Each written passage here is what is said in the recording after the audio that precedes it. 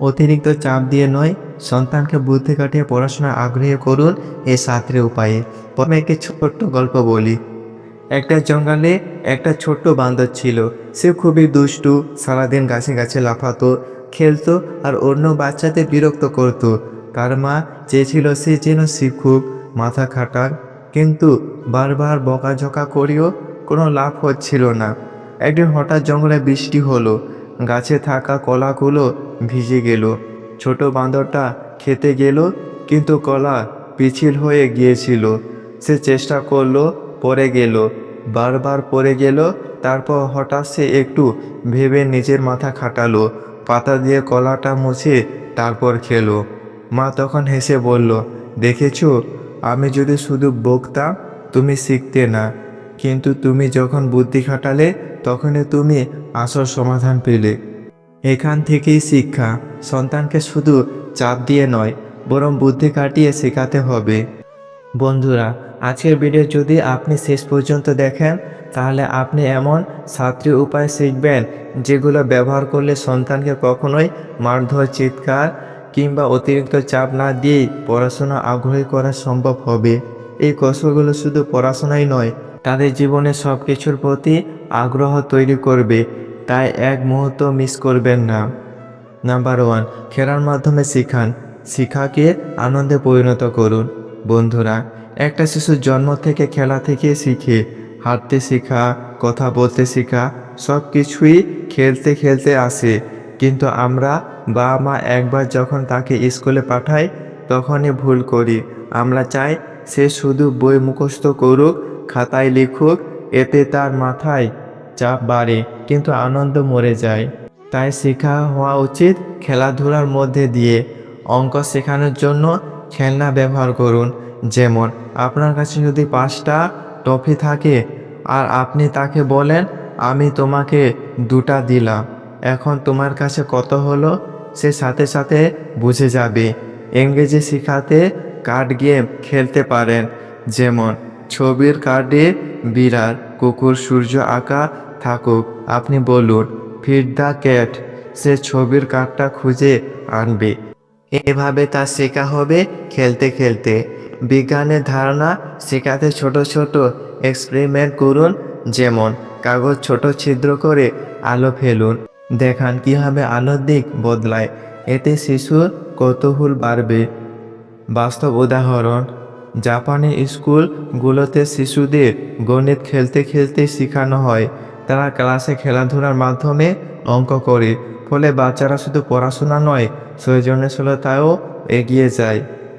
তাই সন্তানকে কখনো বইয়ের ভয়ে দেখাবেন না, বরং শেখাকে একটা খেলা বানান।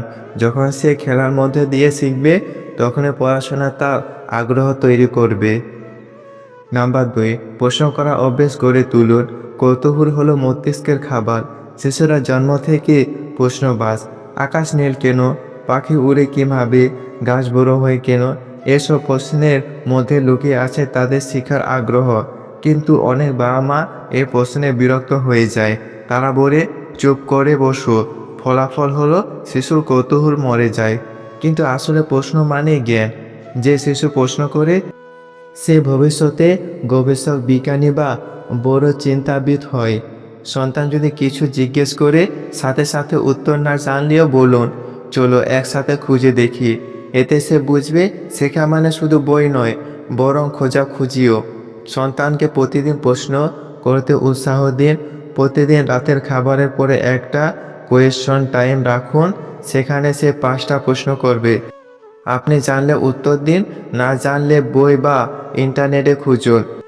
বাস্তব গল্প, এলবার্ট আইনস্টাইন ছোট থেকে স্কুলে সবসময় অদ্ভুত প্রশ্ন করত। শিক্ষকরা তাকে বোকার মতো ভাবতেন, কিন্তু তার মা বাবা কখনো তাকে থামাননি, বরং তার প্রশ্নগুলোকে উত্তর দিয়েছিলেন। ফলাফল, সে কৌতূহল থেকে জন্ম নিল থিওরি অব রিলেটিভিটি। তাই আপনার সন্তান যত প্রশ্ন করবে ততই সে শিখবে। মনে রাখবেন, কৌতূহলই হলো মস্তিষ্কের খাবার। নাম্বার 3, ছোট ছোট লক্ষ্য দিন। সাফল্যের পথে ছোট পদক্ষেপ। ধরুন, আপনি যদি একটা বাচ্চাকে একদিনে গোটা বই মুখস্থ করতে বলেন, সে ভয় পাবে, হতাশ হবে, পড়াশোনা ঘৃণা করবে।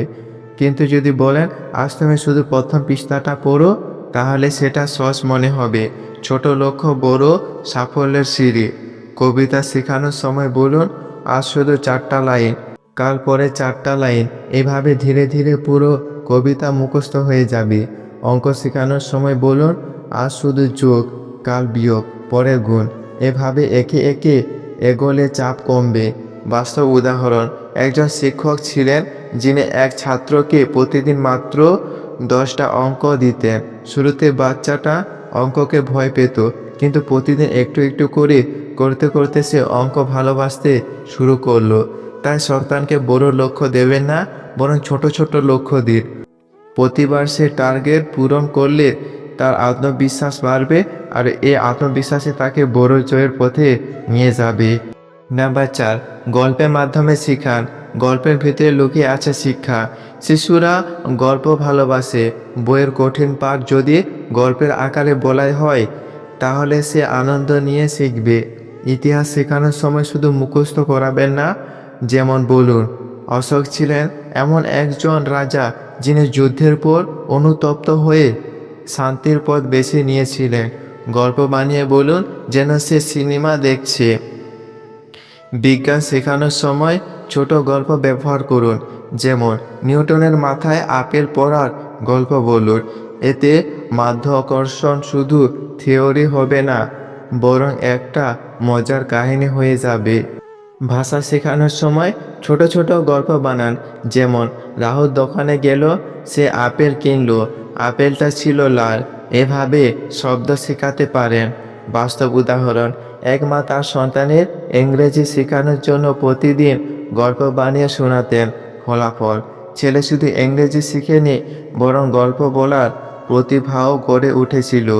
তাই মনে রাখবেন, শিশু বই ঘৃণা করতে পারে, কিন্তু গল্প কখনো ঘৃণা করবে না। নাম্বার 5, প্রশংসা ও পুরস্কার দিন। প্রশংসা হলো শিশুর এনার্জি। শিশু সবসময় চায় স্বীকৃতি। যদি সে 1 ঘন্টা পড়ে আর আপনি শুধু বলেন এতটুকুই পড়লে, তবে সে হতাশ হয়ে যাবে। কিন্তু আপনি যদি বলেন বা আজ তুমি খুব ভালো করেছো, তাহলে সে উৎসাহ পাবে। প্রশংসা শিশুর মনের ভিতরে শক্তি যোগায়। প্রতিদিন ছোট ছোট প্রশংসা দিন। তাই খাতায় বা টিক চিহ্ন দিন।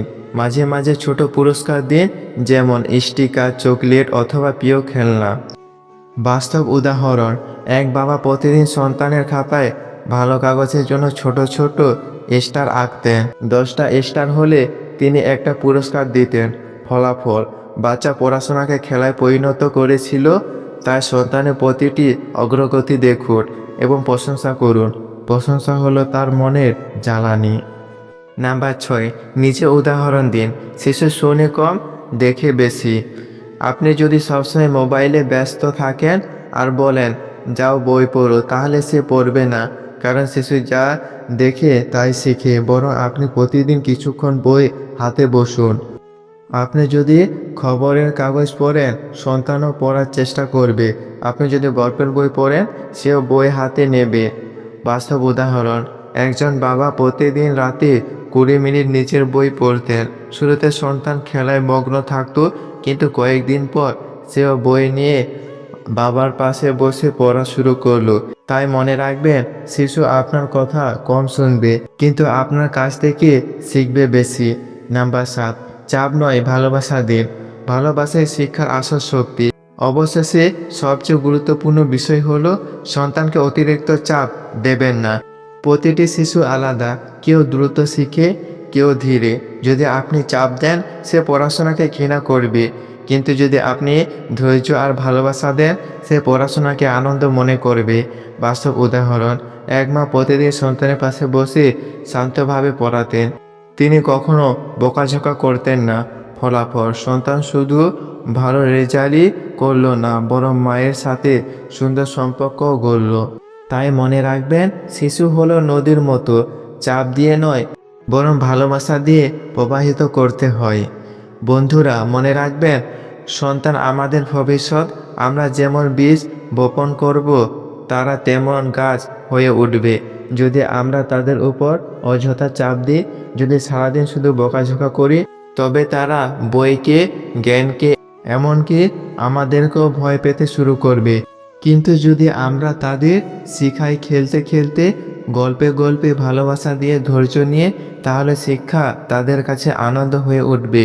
একটা কথা মনে রাখবেন, সন্তানকে শেখাতে হলে আগে আপনাকে শিখতে হবে। তাকে বদলাতে চাইলে আগে আপনাকে বদলাতে হবে। আজ আমি আপনাদের যেসব 7টি উপায় বললাম, খেলার মাধ্যমে শেখানো, প্রশ্ন করার অভ্যেস গড়ে তোলা, ছোট ছোট লক্ষ্য দেওয়া, গল্পের মাধ্যমে শেখানো, প্রশংসা ও পুরস্কার দেওয়া, নিজের উদাহরণ দেখানো, চাপ নয় ভালোবাসা দেওয়া, এই 7টি উপায় যদি আজ থেকে ব্যবহার করেন, দেখবেন আপনার সন্তান শুধু পড়াশোনা নয়, জীবনের প্রতিটি ক্ষেত্রে আলোকিত হবে। বন্ধুরা, পৃথিবীতে টাকা পয়সা, বাড়ি ঘর গাড়ি এসব একদিন থাকবে না, কিন্তু আপনার সন্তান যদি ভালো মানুষ হয়, জ্ঞানী হয়, আত্মবিশ্বাসী হয়, তাহলে আপনি এই পৃথিবীতে বেঁচে থাকবেন তার ভিতরে। তাই মনে রাখবেন, শিক্ষা মানে চাপ নয়, শিক্ষা মানে আনন্দ। আর সন্তানের কাছে সবচেয়ে বড় উপহার হলো আপনার সময়, আপনার ধৈর্য আর আপনার ভালোবাসা। ভিডিওটি শেষ পর্যন্ত দেখার জন্য অসংখ্য অসংখ্য ধন্যবাদ।